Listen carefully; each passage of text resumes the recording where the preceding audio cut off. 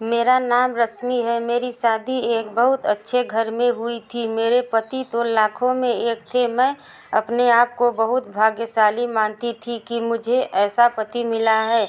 मुझे बहुत प्यार करते थे। हमारे एक लड़का और एक लड़की है। हमारी शादी को करीब 16 साल हो गए थे। हर खुशी मुझे उन्होंने दी। मैं भगवान से अपने लिए इससे अच्छा पति नहीं मांग सकती थी। मेरी लड़की 14 साल की है और लड़का 10 साल का है। पति का कारोबार भी बहुत अच्छा चल रहा है। हमारी कपड़े की दुकान है जिससे अच्छी खासी कमाई हो जाती है।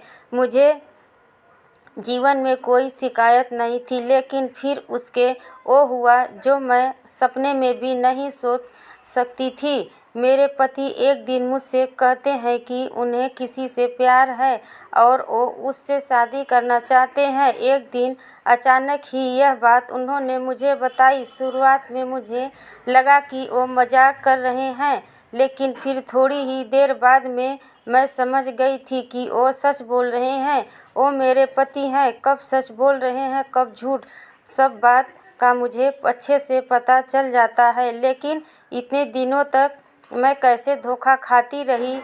इनका शादी के बाद अफेयर चलता रहा और मुझे पता भी नहीं चला। या तो वो झूठ बोल रहे थे या बहुत चालाक थे जो इतने दिनों तक मुझसे छिपा सके। मेरे मन में यही सब चल रहा है कि वो बोले कि उन्हें तलाक चाहिए। शादी के 16 साल बाद उन्हें तलाक चाहिए। मैंने कहा कि आप पागल हो गए हो, क्या बोल रहे हो, कैसा अफेयर, आप झूठ बोल रहे हैं। वो बोले कि नहीं, मैंने कल उसे बुलाया है, तुम खुद मिल लेना।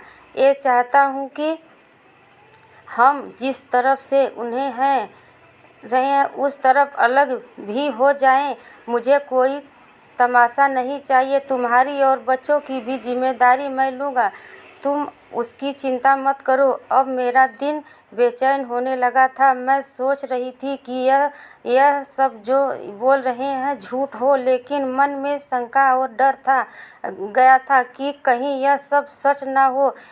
उस रात मुझे अच्छे से नींद नहीं आई। सुबह होते ही मेरी नज़र उन पर थी। फ़ोन पर बात कर रहे थे, पूछ रहे थे कि कब आओगी। मैं तब भी सोच रही थी कि यह सब मजाक है। कुछ देर बाद दरवाजे पर बेल बजी। वो दौड़कर दरवाजे पर गए और सच में एक लड़की दरवाजे पर खड़ी थी। वो अंदर आई। उस लड़की को मैंने पहले नहीं देखा था, लेकिन वो सुंदर थी। उसकी उम्र 26 साल थी।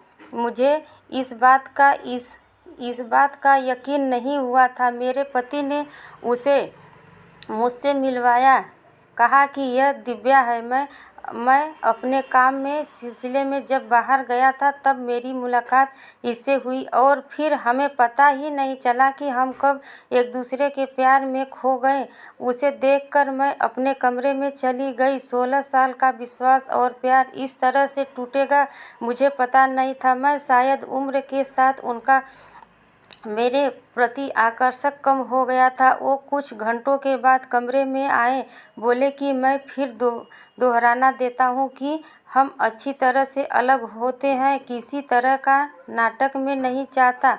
उसके ऐसे कहने पर मैंने कहा कि यह सब आपको नाटक लग रहा है, क्या हो गया है आपको, आप तो ऐसे नहीं थे, यह कौन सा रूप आपने मुझे दिखाया है। वो बोले कि मैं तलाक के पेपर रेडी करवाता हूँ। दिव्या चाहती है कि हम जल्दी से शादी कर लें।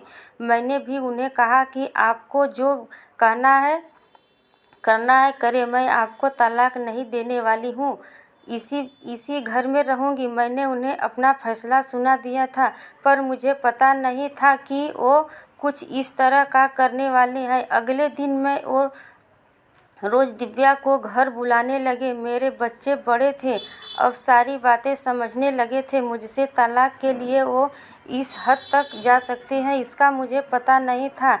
घर में एक 14 साल की लड़की है। उन्हें बिल्कुल भी शर्म नहीं आ रही थी। बच्चों से बात करना भी उन्होंने बंद कर दिया था। बच्चे भी उनके पापा का यह रूप देखकर दुखी थे। एक दिन वो दिव्या के साथ हाल में बैठे थे। हमारी लड़की से उन्होंने पानी मंगवाया। पानी लेकर वो गई और गलती से पानी दिव्या के ऊपर गिर गया। मेरे पति ने उस दिन हद ही कर दी। वो वो दिव्या के लिए मेरी लड़की पर हाथ उठाने वाले थे। मैंने उन्हें यह कहता देख लिया और वहीं से उन्हें ज़ोर से कहा, यह क्या कर रहे हो? पागल हो गए हो?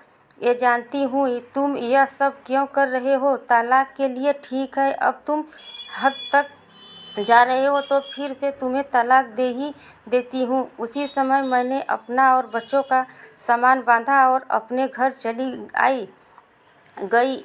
एक ही इतना कहते बदल सकता है।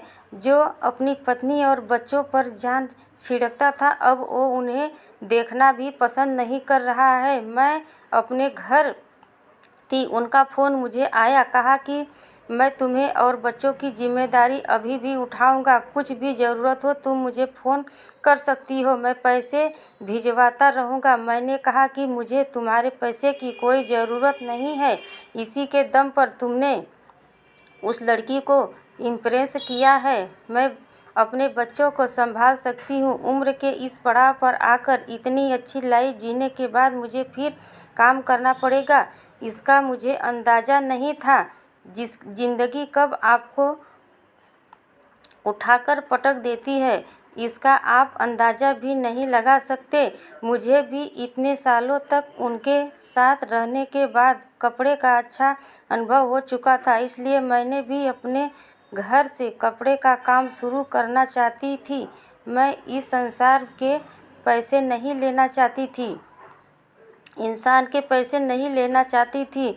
उनका फ़ोन मुझे आता रहता, बोलते थे कि तुम मुझसे पैसे ले सकती हो, नया काम शुरू करना है तो अभी मैं पैसे दे दूँगा। लेकिन मैं नहीं मानी। मैंने कहा कि आप हमारी नई तलाक की चिंता करो। समय निकलता गया, मैंने अपने बीते पर थोड़ा कुछ शुरू किया, लेकिन हमारे घर वाले मुझे सपोर्ट कर रहे थे। कुछ समय के लिए उनका फ़ोन आना बंद हो गया। मैंने इस बात पर ध्यान भी नहीं दिया। मैं अब उनसे बात भी नहीं करना चाहती थी। तलाक में अभी कुछ समय था। मैंने उन्हें कहा था कि जब भी आप बोलोगे मैं आ जाऊंगी, जहां साइन करना है कर दूंगी। मैंने अपने काम पर ध्यान देना शुरू कर दिया। मुझे कुछ माल खरीदने के लिए बाहर जाना था। इतने दिन उनके साथ रहने पर मुझे यह पता था कि क्या खरीदना और कहाँ से खरीदना है। उनका यह अनुभव मेरे काम आया। मैं उन शहर माल खरीदने के लिए गई। मैं वहां पहुंचकर उन दुकान से माल खरीद ही रही थी कि मुझे वहां दिव्या दिखाई दी। वो वहां किसी और के साथ थी। हाथ पकड़े हुए मुझे देख के साफ पता चल गया था कि अब वो इस लड़के के साथ है। मन ही मन मुझे खुशी हुई कि आखिर मेरे पति ने धोखा खाया। उन्होंने इस लड़की के लिए हमें छोड़ा था, जो कि अब किसी और के साथ है। फिर मैंने मन में सोचा कि अब किसी और को मैं धोखा नहीं खाने दूंगी, इसलिए मैंने उनका पीछा किया। वो एक ओपन रेस्टोरेंट में गए। मैं जाकर उन दोनों के सामने बैठ गई। मुझे देखकर उसके होश उड़ गए। वो उठकर जाना चाहती थी, लेकिन मैंने उसका हाथ पकड़ा। मैंने उस लड़की का सच लड़के को बताना शुरू किया। मैंने सोचा था कि मैं उसे सच बताकर उसकी आंखें खोल दूंगी, लेकिन कुछ और ही हुआ।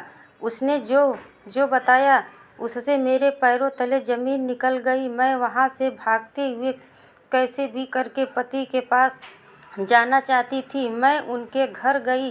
वहाँ नौकर ने मुझे बताया कि वो अभी एक अस्पताल में है। उनके घर में ज़्यादा दूर नहीं था, बड़ा अस्पताल था। मैं वहाँ गई।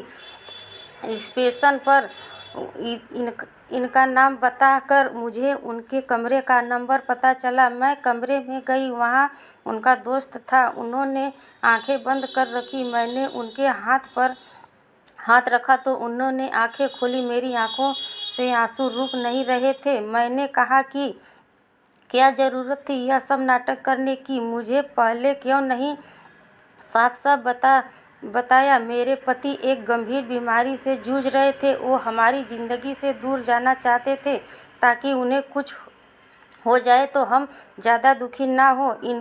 इनके इसी दोस्त ने उनके कहने पर उस लड़की के साथ मिलकर यह नाटक करवाया था। मैं अब उनके पास बैठ कर घंटों रोती रही। बच्चों को भी मैंने बुला लिया, अब हम उनके साथ ही रहेंगे।